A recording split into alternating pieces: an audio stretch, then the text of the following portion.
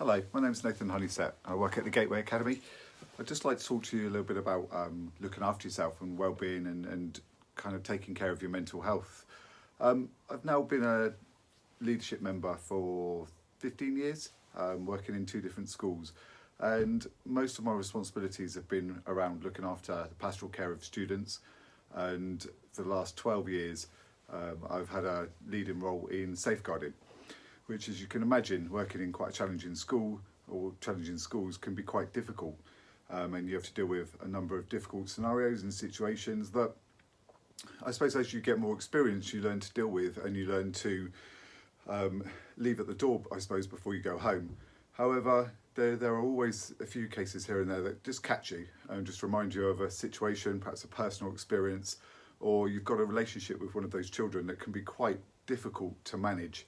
That on top of your daily existence as a teacher, as we all know, can be extremely stressful, and getting more stressful probably with regards to what we're facing at the moment with regards to the pandemic we're all having to deal with. And it makes teaching a particularly difficult career and profession. And although there are many rewards from what we do on a daily basis, it doesn't take away from the fact that teaching is stressful. Teaching takes over your life, and as professional people coming into education every day, most of us find that I suppose teaching and education becomes, I suppose, that priority in our lives. And it's a difficult scenario when you go home every day knowing that your tick list is never complete, and it's nearly impossible to make sure that you've done everything you need to do. So what do I do to make sure that I stay well and my mental health is in check and I'm making good decisions to look after me?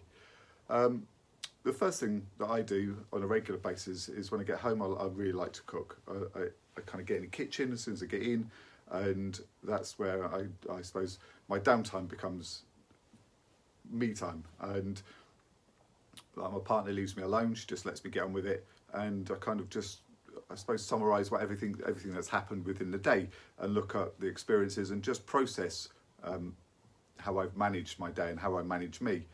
I also like to watch television. I like to read an awful lot. Unfortunately, mostly about education.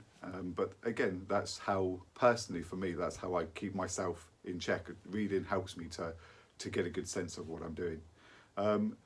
I also think it's important to know that it's really good to actually talk to other people. I've got a really good group of friends that I regularly rant to or ask their opinions of what I've done.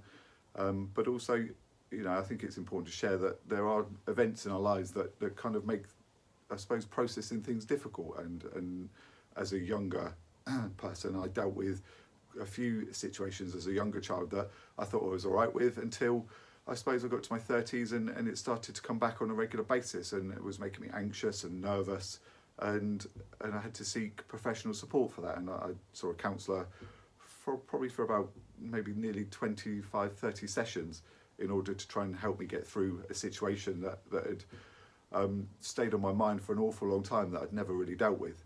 And I think it's just important to share with you that, even senior leaders, even anyone really, I think the benefit of talking to somebody who's from a professional background in that area really, really does help you. So I hope that helps you to understand that, as a teacher, that life is very, very stressful, and there are a number of ways that you need to, and we need to, make sure that we look after ourselves and look after what we're doing and look after, I suppose, us, because we spend all day looking after everyone else, and who actually takes the time to look after us, and we have to be responsible for that. Have a good rest of the day.